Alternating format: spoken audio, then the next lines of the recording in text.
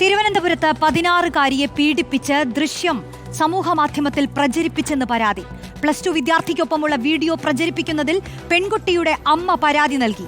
+2 വിദ്യാർത്ഥിക്കെതിരെ juvenile justice act പ്രകാരം POCSO കേസെടുത്തു. Ashwin Diego നൽകും വിശദാംശങ്ങൾ. അശ്വിൻ, എന്താണ് സംഭവിച്ചത്? നിലവിൽ 16 വയസ്സുകാരിയുടെ പീഡന ദൃശ്യങ്ങൾ സോഷ്യൽ മീഡിയ വഴി പ്രചരിപ്പിച്ചു എന്നൊരു കേസാണ് 17-കാരനെതിരെ എടുത്തിട്ടുള്ളത്. രണ്ടുപേരും ഒരേ സ്കൂളിൽ പഠിക്കുന്ന വിദ്യാർത്ഥികളാണ്. ഇവർ ഇതിൽ ഒരു +2 വിദ്യാർത്ഥിക്കൊപ്പമുള്ള പെൺകുട്ടിയുടെ ദൃശ്യങ്ങളാണ് ഇപ്പോൾ വാട്സപ്പിലടക്കം പ്രചരിക്കുന്നത്. ഇത് പെൺകുട്ടിയുടെ അമ്മ ഇത് കാണുകയും തുടർന്ന് പോലീസിൽ പരാതി നൽകുകയുമായിരുന്നു എന്നുള്ളതാണ് മനസ്സിലാക്കുന്നത്. പോലീസ് നിലവിൽ ഇപ്പോൾ എന്തായാലും ഈ 17-കാരനെതിരെ ജുവനൈൽ പോക്സോ കേസാണ് രജിസ്റ്റർ ചെയ്തിട്ടുള്ളത്.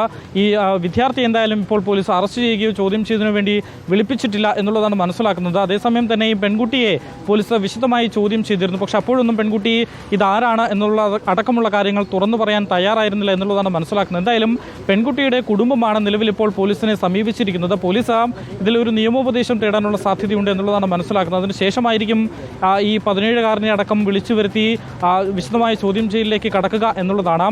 ഈ സ്കൂൾ കഴിഞ്ഞുള്ള സമയത്തെ ഒരു ദൃശ്യമാണ്, ഈ രണ്ടുപേരും ഒന്നിച്ചുള്ള ഒരു ദൃശ്യമാണ്, പീഡനശ്രമ ദൃശ്യമാണ് ഇപ്പോൾ പോലീസ് ഇതിന്റെ അടിസ്ഥാനത്തിലാണ് പോലീസ് കേസെടുത്തിരിക്കുകയും ചെയ്യുന്നത്. പെൺകുട്ടിയെ പീഡിപ്പിക്കാൻ ശ്രമിച്ചു, അത് സോഷ്യൽ മീഡിയയിൽ പ്രചരിപ്പിച്ചു എന്നതാണ് ഈ 17-കാരനെതിരെ 16 വയസ്സുകാരിയുടെ കുടുംബം നൽകിയിട്ടുള്ള പരാതി.